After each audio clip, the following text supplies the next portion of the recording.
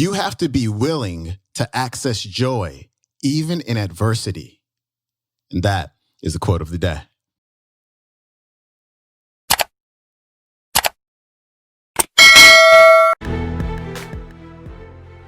Welcome back to the Quote of the Day show. I'm your host, Sean Croxton of SeanCroxton.com. Happy Tuesday to you. Today's featured speaker is C.W. Metcalf. He has an audio program called Lighten Up. And I like this guy because he talks about humor and how we can use humor in order to change our thoughts, our feelings, as well as the way that we act and behave. And in today's clip, he talks about having a bad day. A few days ago, I had a bad day.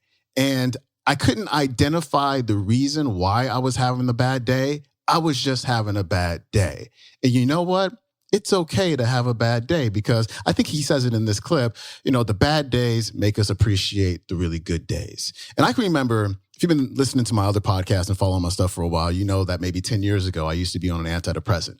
And when I was on the antidepressant, I was happy all of the time. Like it was just a consistent mood of happiness all the time. And one of the reasons why I decided to get off that medication is not just because of other obvious side effects, but because I wanted to feel a little more variety with my emotions.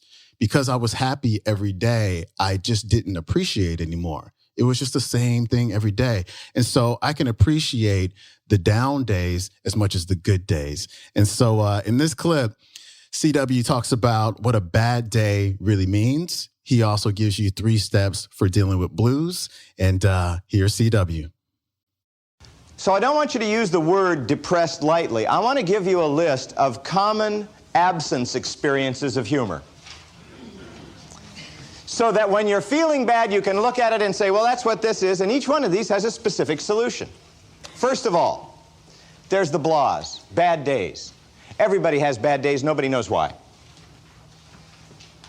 I asked my grandmother once, how come you're being so nasty? She said, people have bad days so they'll appreciate the good ones. Now shut up and leave me alone. Okay, you bet. That's probably as good a description as any. No one really knows why we have bad days, but we do. And if you look at it, it doesn't seem to be attached to anything. You're just feeling sort of, foul.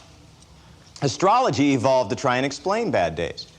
The ancients saw the stars moving, felt movement changes in themselves, tried to correlate the two. There are all kinds of attempts. The important thing to understand about bad days, you've been feeling grumpy during the day and you look at it and you've got this list and you don't know exactly why and it doesn't seem to be any of these other things. Maybe it's just a bad day. You got up on, quote unquote, the wrong side of the bed. Have you ever figured out which side that is? You can get into a real hassle laying in bed going, which side's the wrong side, honey? Getting off on the wrong foot. We have all kinds of phrases for it. But the truth of the matter is you're just feeling nasty. The problem is we tend to take it out on people. So here's my suggestion for bad days. If you've been feeling grumpy during the day or for a day or two and you can't associate with anything in particular, maybe it's just a bad day. You have a perfect right to a bad day. But you have no right to blame anyone. It's nobody's fault.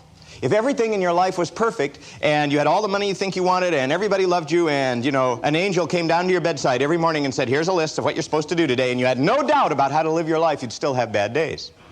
Every great spiritual and religious leader has had bad days. Everybody has bad days. So don't blame anyone. That's rule 1. But you're entitled to it. Go for it. Have it. But let people know.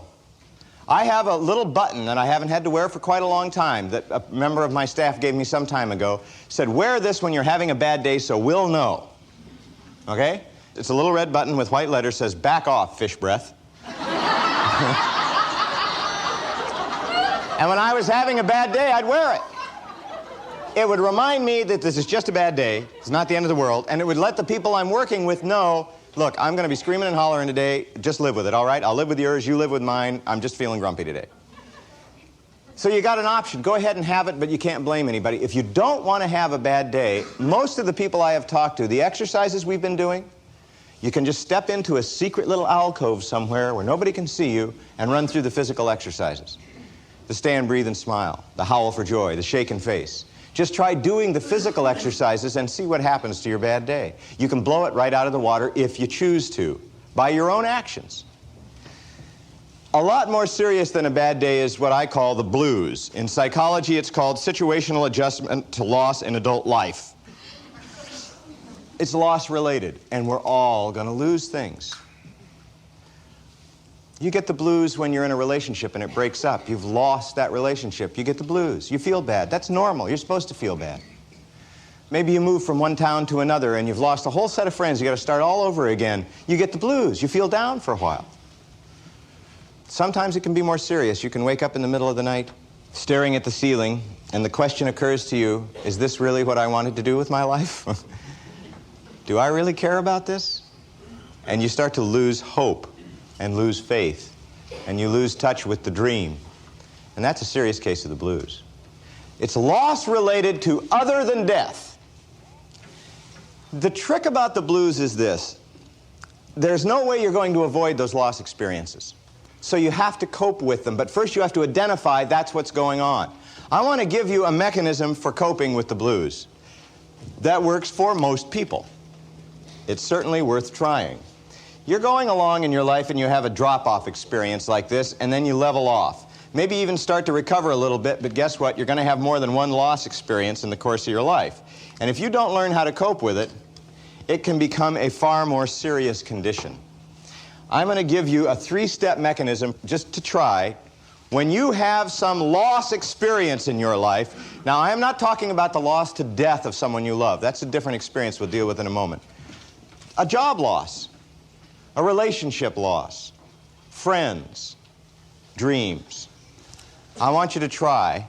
Number one, I want you to write it down. I want you to put it on a piece of paper. I want you to stop and think, I've been feeling pretty rotten for a long time. Maybe I've lost something and I haven't really wanted to look at it. So you sit down and you think about, have I lost something? And if you identify that you have lost something, and that's what's attached to your feeling bad, and sometimes it's obvious, and sometimes you have to think about it a little more, I don't want you to just think about it. I want you to write down, this is what I lost. This is how I feel. This is why I feel that way. Write it down. The second thing I want you to do is tell somebody about it. Now, I don't mean tell everybody. I don't mean you take your piece of paper with all the rotten things that happened to you and you go to the workplace and you say, everybody come here, look what happened to me. It's the worst thing that ever happened in my life. Hopefully you have a friend or a spouse or a rabbi or a minister or a priest or someone that you can talk to where you don't have to be super person. Somewhere you can say, I've failed and I've really blown it here. Someone you can talk to and share those things. Pick a person and tell them about it. They don't have to say anything. They don't have to give you an answer. You just have to name the monster. It's real important to name the monster. So you think about it, you write it down, you take that piece of paper to somebody, you tell them about that experience. And then you do the hardest thing. You take some kind of action. And one of the things that happens when you have this drop-off experience, your perspective becomes focused on that loss. And you start thinking about all the other losses you've had and probably all the other losses you're going to have and all the losses that are going on in the world. And you turn on the news and all it is lost this, lost that, lost money, lost friends, lost a country. My God, everybody's losing. And you get focused on loss, loss, loss, and you get locked into that fight or flight response. So in order to kick out of it, what you've got to do is remind yourself, it goes back to perspective. You have to be willing to access joy even in adversity. So what I suggest to you is that you pull out the joy list we talked about earlier. Hopefully you've made one. And you look at it. And maybe on the list it says, one of the things that enhances my sense of joy in being alive is calling these friends that I never have time to talk to. So you sit down and you call one of them and you talk to them and you feel a little better for a while, but as soon as you hang up you feel bad again. Because this is the blues. Serious stuff doesn't go away. So then I look at my list again, and of course fishing is on my list. So maybe I'll go down to the river after work one day and I'll fish for 20 minutes. That's all, 20 minutes. And it makes me feel a little better, and then on my way home I feel bad again. So I'll stop by the stationery store and I'll go through the humor cards. Sometimes, to entertain myself, all I have to do is walk in the door of that store in my town and look at the look on the people's face when they see me come in. Go, oh, he's going to rifle through all the cards again. And that amuses me for a minute, and that's all I need, and I turn around and I walk out. Maybe I'll go over to the hospital and I'll spend some time with one of the clients that I'm working with. I will shift my perspective and start paying attention to what I can do for somebody else. I don't like to do that. It's not a natural thing When I have my own misery and trouble to focus on and think about and tell you about, it is not natural for me, it might be for some of you, it is not natural for me to seek someone else to help while I'm in that situation. But if I train myself and work at it and discipline myself enough, it will occur to me. That makes me feel good, usually for quite a while, and then it'll drop off. The point is, if during that period of loss, you make an effort to seek out those experiences that enhance and nourish and remind you that you have a sense of joy, by the time you come out of it, you're about where you went into it. You don't end up in a continuing series of drop-offs. That was C.W. Metcalf. That clip comes from his audio program, Lighten Up. It's available on audible.com, nightingale.com, as well as on the Nightingale Conant Insiders app. That is it for me. If you have a chance, please, pretty please, rate and review the podcast on iTunes. I really appreciate it. Also, subscribe if you have not subscribed yet. And if you're on the website, leave a comment below. Let me know what you thought about today's episode. And I will see you tomorrow for our Wednesday episode with Wayne Dyer.